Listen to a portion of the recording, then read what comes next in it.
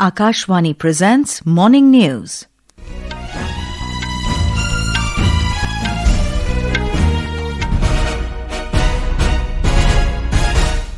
Good morning. I'm Sarabjit Kaur. The headlines. Prime Minister Narendra Modi to hold talks with German Chancellor Friedrich Merz in Gandhinagar today. Prime Minister to also participate in concluding session of Viksit Bharat Young Leaders Dialogue 2026 in New Delhi this evening. ISRO to launch DRDO's Earth Observation Satellite EOS N1 or Anvesha along with 15 other co-passenger satellites from Sriharikota this morning. India calls for global cooperation to help developing nations scale up renewable energy capacity. Death toll and crackdown on nationwide protests in Iran spikes to 538. And in men's cricket, hosts India beat New Zealand by 4 wickets in first ODI of 3-match series in Vadodara. And now the news in detail. Prime Minister Narendra Modi will hold delegation-level talks with German Chancellor Friedrich Merz at Mahatma Mandir in Gandhinagar today. Mr. Merz arrived at Sardar Vallabhbhai Patel International Airport in Ahmedabad early this morning. German Chancellor is on a 2-day official visit to India beginning today at the invitation of Prime Minister Modi. Mr. Merz will pay homage at Sabarmati Ashram today and participate in the International Kite Festival, reflecting the cultural ties between the two countries. More details on this from our correspondent. The Federal Chancellor of Germany, Mr. Friedrich Merz, arrived in Ahmedabad today for the landmark 2-day official visit to India at the invitation of Prime Minister Narendra Modi. This visit, being his first to the country, marks an important chapter in Indo-German relationship as both the leaders prepare to intensify cooperation across a wide spectrum of sectors. The bilateral discussions are set to focus on trade, investment, high-end technology, while also advancing critical partnership in defense, green sustainable development, and science and research.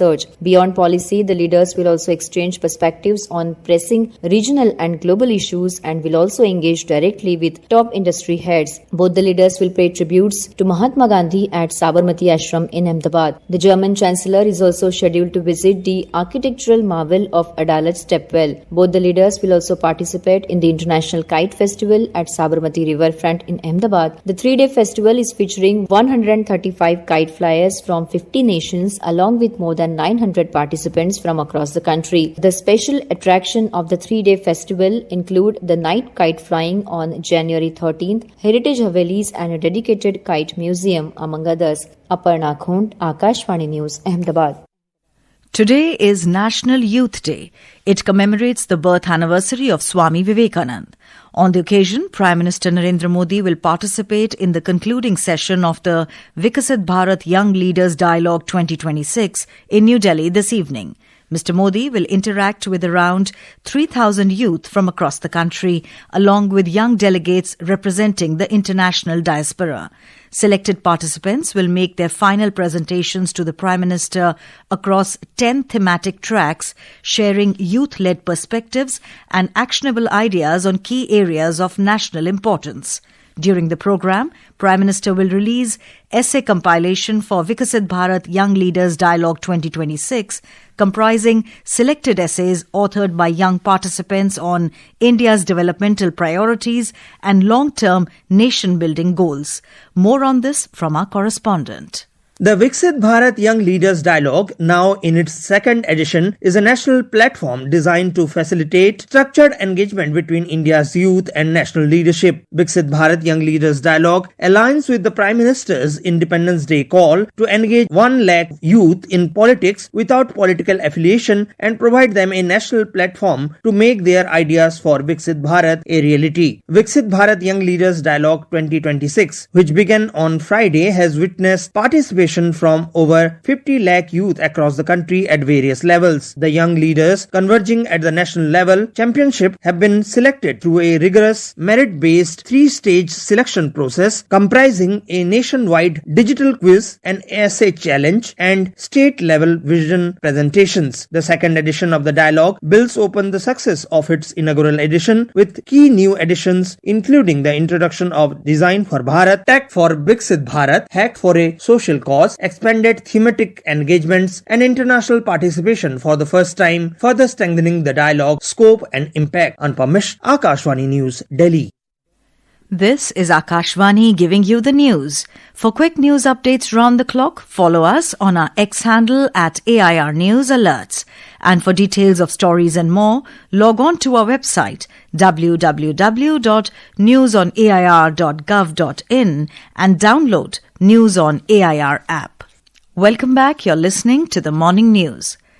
Indian Space Research Organisation, ISRO, will launch PSLV C-62 EOS N1 mission at 10:17 a.m. today from Satish Dhawan Space Centre in Sriharikota.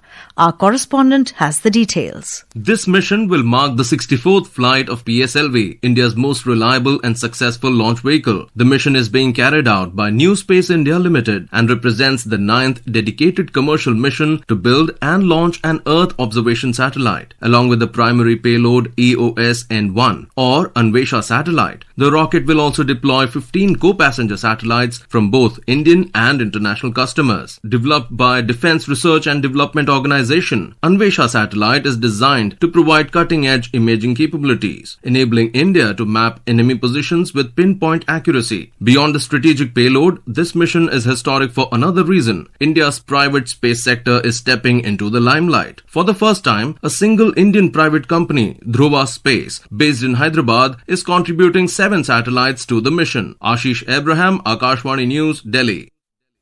Astronaut Shubhanshu Shukla has urged youths to start owning dreams, whether in human spaceflight missions or other spheres, and work collectively towards realizing them. Group Captain Shukla visited the National Cadet Corps NCC Republic Day camp at Delhi Cantonment yesterday and interacted with the cadets. Describing them as future makers of the nation, the astronaut urged youths not to let a few failures define them and to keep working towards the goals they set in life. India has called for international cooperation to support developing countries in scaling up renewable energy capacity without compromising development aspirations. Minister for New and Renewable Energy, Prahlad Joshi, made the remarks at 16th IRENA Assembly in Abu Dhabi, UAE yesterday. The minister noted that the global energy transition will require unprecedented investment and cooperation. He said that India alone is expected to require around $300 billion by 2030, creating significant opportunities across renewable generation, storage, green hydrogen grids and manufacturing. Mr. Joshi stated that India stands ready to share its experiences, institutions and technical expertise and to work closely with all member countries. 260 gigawatt is our installed renewable energy sources. 5 years ahead of the schedule. We are supposed to do it by 2030. We have done it in 2025. More than 2.6 million households we have connected rooftop within just 2 years. These are the unprecedented growth which India has achieved. Prime Minister's flagship platform for proactive governance and timely implementation, Pragati, has marked a significant milestone with the successful conduct of its 50th meeting. Since its launch by Prime Minister Narendra Modi in 2015, Pragati has transformed governance by enabling real-time monitoring and resolution of key infrastructure projects and public grievances through direct prime ministerial review. The platform exemplifies cooperative federalism, bringing together the centre, states and union ministries on a single digital interface. Over a decade, Pragati has helped accelerate decision-making, resolution of issues causing delay in key infrastructure projects, and instilled a strong culture of accountability. Today, in this special series, we take a look at the establishment of the All India Institute of Medical Sciences, AIIMS, Nagpur of Ministry of Health and Family Welfare. All India Institute of Medical Sciences, AIIMS Nagpur, has been established as a strategically significant tertiary healthcare institution in the eastern part of Maharashtra for strengthening advanced medical care delivery for the Vidarbha region and the city of Nagpur. The project commenced on the 7th of October 2015 and was taken up as a major healthcare infrastructure initiative with a sanctioned project cost of 1,577 crore rupees. Recognizing its importance for public health outcomes outcomes in the region. The project was reviewed by the Prime Minister Narendra Modi under the Pragati mechanism on 30th of August 2017. The project achieved 100% physical progress and was completed on the 30th of December 2021. The establishment and successful operationalization of AIIMS Nagpur reflects Prime Minister's deep commitment to the people of Maharashtra and his resolve to correct historical regional imbalances in access to world-class healthcare. The institute stands as a symbol of his broader vision to transform Vidarbha into a developed, self-reliant and opportunity-rich region. The institute stands as a crucial pillar of public healthcare delivery, ensuring that high-quality specialized medical services are accessible closer to home for millions of citizens in eastern Maharashtra. With Anand Kumar, Saklain Akhtar for Akashvani News, Delhi. The death toll in the crackdown on nationwide protests in Iran spiked to 538 people. A US-based human rights activist news agency said of those killed, 490 are protesters and 48 are members of the security forces, warning the toll is likely to go up. The agency also said over 10,600 people have been detained. With the internet down in Iran and phone lines cut off, gauging the demonstrations from abroad has grown more difficult. Iranian government has not offered any overall casualty figures for the demonstrations. In men's cricket, hosts India defeated New Zealand by 4 wickets in the first ODI of the 3-match series at Vadodara, Gujarat. Chasing a target of 301 runs, India overhauled the score, posting 306 for the loss of 6 wickets in 49 overs.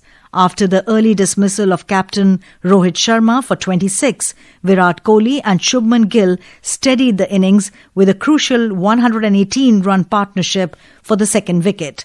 Gill scored 56 off 71 balls, while Kohli anchored the chase with a fine 93 off 91 balls.